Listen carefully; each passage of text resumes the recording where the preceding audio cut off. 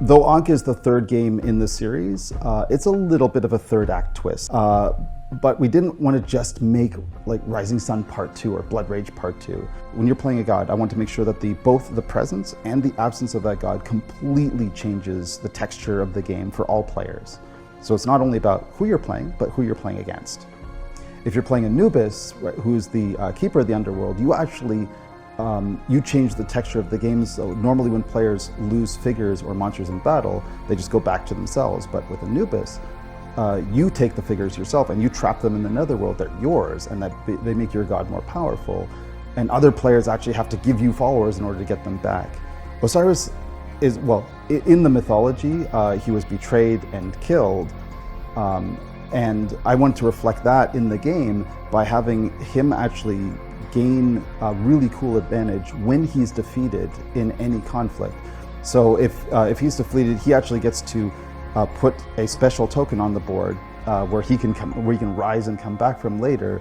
That changes the rules of that particular region to benefit you every single time any battle happens there. The monsters in Ankh play a big role as well.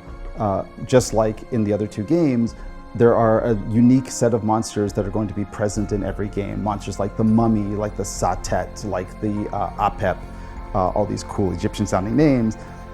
Each in this game, you get to use those monsters as your own, just like the other two. It's a little different in Ankh because you can have like more copies of every miniature.